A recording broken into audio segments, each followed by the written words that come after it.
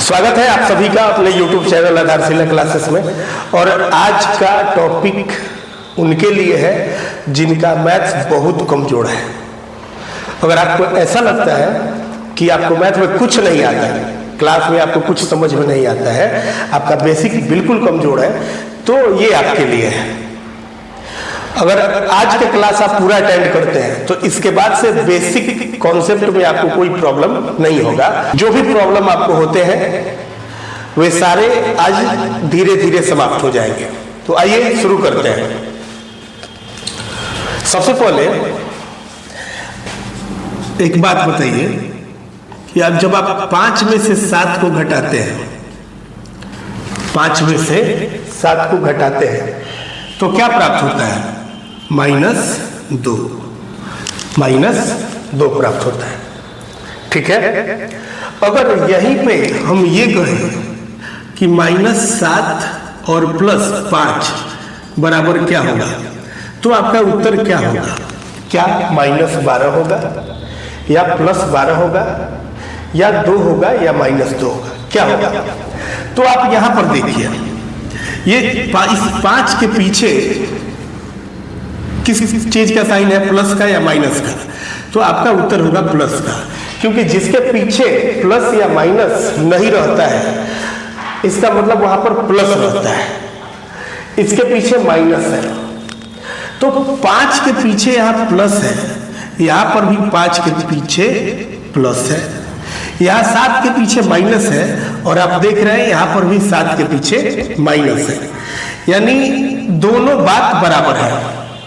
इस 5 के पीछे प्लस है तो इस 5 के पीछे भी प्लस है, इस 7 के पीछे माइनस है तो आप देख रहे हैं इस 7 के पीछे भी माइनस है।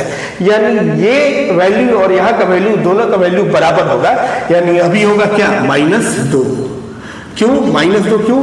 क्योंकि प्लस माइनस जब माइनस होता है तो माइनस प्लस भी माइनस ही होगा।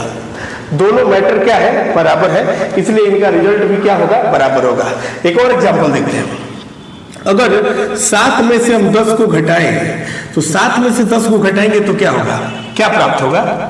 7 में से जब 10 हम घटाते हैं तो आप कहिएगा कि -3 प्राप्त होगा। अगर वही हम यहां पर लिखे -10 और +7, -10 और +7, तब क्या होगा?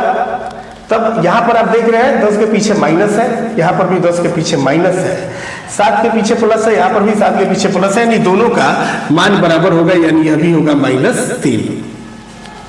प्लस माइनस माइनस होता है, माइनस प्लस भी माइनस होता है, प्लस माइनस माइनस और माइनस प्लस माइनस। तो देखिए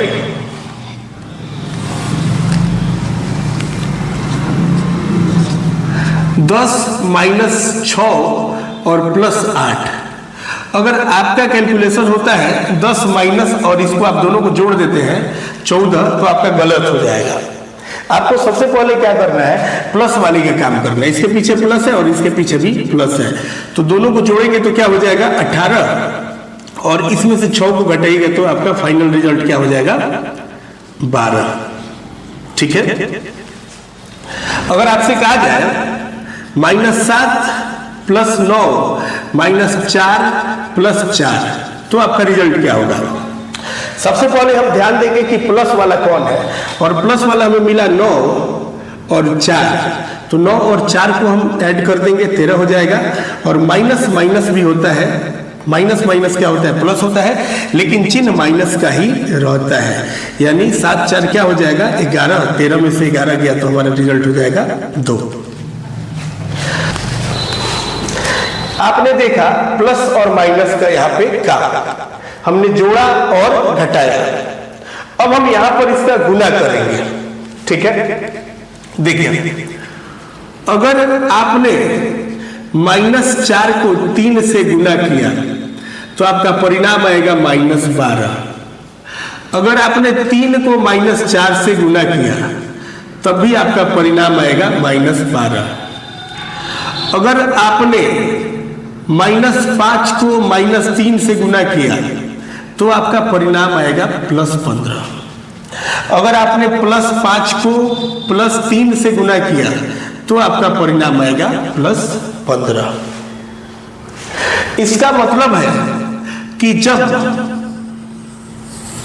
जब हम माइनस का गुना करते हैं प्लस से, माइनस का गुना करते हैं प्लस से, तो जो परिणाम आता है वो आता है हमारा माइनस में।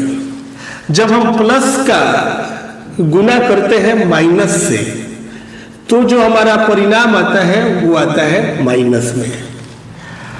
अगर हम माइनस का गुना करते हैं माइनस से, तो जो हमारा परिणाम आता है वो प्लस का आता है। और जो हम प्लस का गुना करते हैं अगर प्लस से, तो हमारा जो परिणाम आता है वो प्लस का आता है। 4 कंडीशन है, minus plus, plus minus, minus minus और प्लस प्लस। माइनस का प्लस से गुना करेंगे तो परिणाम माइनस में आएगा, प्लस का माइनस से गुना करेंगे तो परिणाम माइनस में आएगा, माइनस का माइनस से गुना करेंगे तो परिणाम प्लस में आएगा, और प्लस का प्लस से गुना करेंगे तो परिणाम प्लस में आएगा।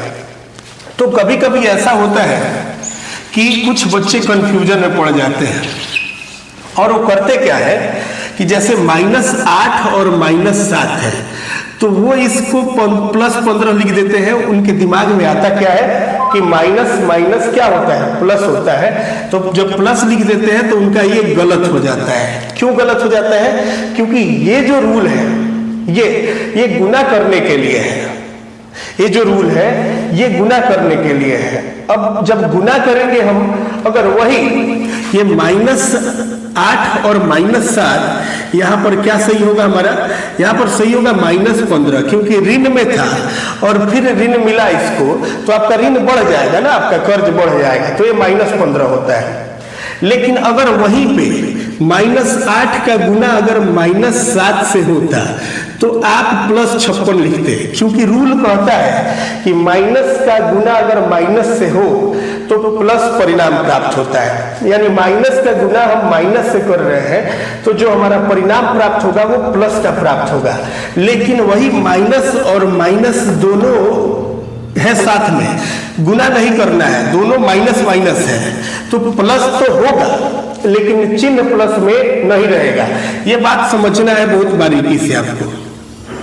ये पॉइंट कि अगर -8 का गुना -7 से है तो +56 होगा, लेकिन अगर -8 -7 के साथ जुड़ रहा है तो -8 -7 हो जाएगा आपका -15, क्योंकि माइनस माइनस प्लस होता है, माइनस माइनस प्लस होता है। लेकिन प्लस का साइन कब दीजिएगा? जब आपको गुना करना हो, लेकिन दोनों माइनस है और आपको जोड़ना है तो वहां पर -15 ही होगा। उम्मीद करते हैं आप समझ गए होंगे। एक और एग्जांपल देखते हैं कि अगर हमारा -10 है और -9 है, तो ये परिणाम क्या होगा? -19 होगा। लेकिन अगर वही -10 में अगर -9 से गुना करना है तो हमें यहाँ पर माइनस में 90 प्राप्त नहीं होगा, यहाँ पे हमारा प्लस में 90 प्राप्त होगा। उम्मीद करते हैं कि यह माइनस प्लस के कॉन्सेप्ट आप समझ गए हैं।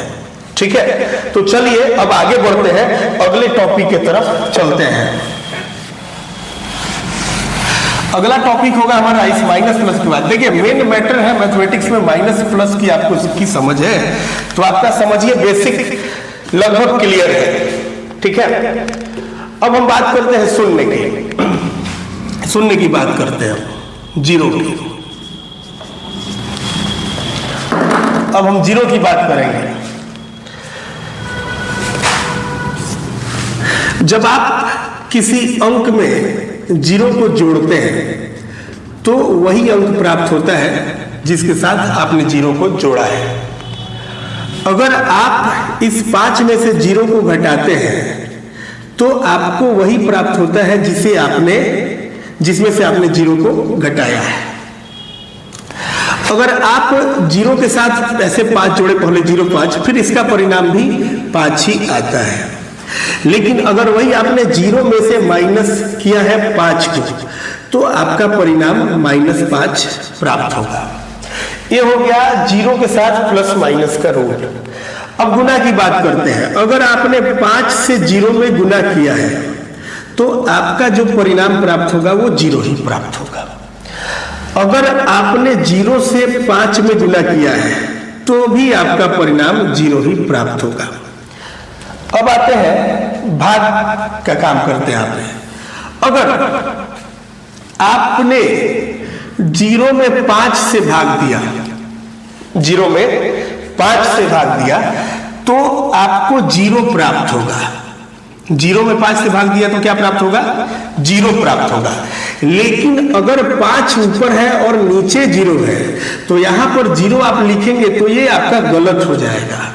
तो क्या सही होगा आपका? 5 और बटा 0 है तो ये हो जाता है अपरिभाषित। क्या हो जाता है?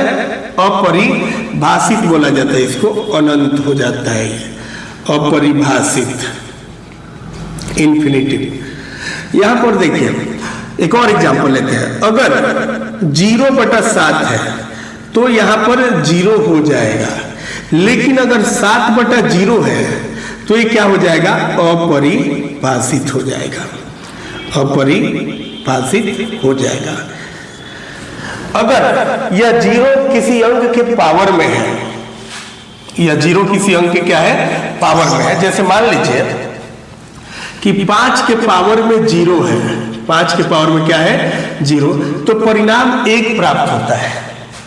अगर 7 के पावर में 0 है तब भी परिणाम 1 प्राप्त होता है। अगर राम के पावर में 0 है तब भी परिणाम 1 प्राप्त होता है। अगर a का पावर 0 है इसका मतलब है कि यह 1 के बराबर होगा। अगले क्लास में हम ये भी चर्चा करेंगे कि यह 1 कैसे प्राप्त होता है। तो अभी हम लोगों ने समझा माइनस प्लस का जोड़ घटाव, माइनस प्लस का गुना और माइनस प्लस का कॉन्सेप्ट हम लोगों ने समझा और 0 का काम हम लोगों ने समझा। ठीक है, तो ये था हमारा बेसिक का पहला क्लास। उम्मीद करते हैं आपको यह समझ में आया होगा। फिर इसका क्लास 2 लेकर के आएंगे। ऐसे करके 4 से 5 क्लास आपको पूरे ध्यान से लेने हैं, पूरे ध्यान से समझना है। आपका मैथमेटिक्स लेवल 0 से हीरो का हो जाएगा। अभी आपको ऐसे लगता है कि आपको समझ में कम आता है, लेकिन आज के बाद जो लगातार क्लास आपका बेसिक का होने वाला है वह 1 सप्ताह के अंदर आपका नॉलेज लेवल काफी ऊपरी स्तर का हो जाएगा। तो आप उससे प्रेम करना सीखिए, आप उसके साथ दिन रात लगातार मेहनत कीजिए, आपका अपना हो जाएगा। बहुत बहुत धन्यवाद। मिलेंगे फिर अगले क्लास में। Thank you.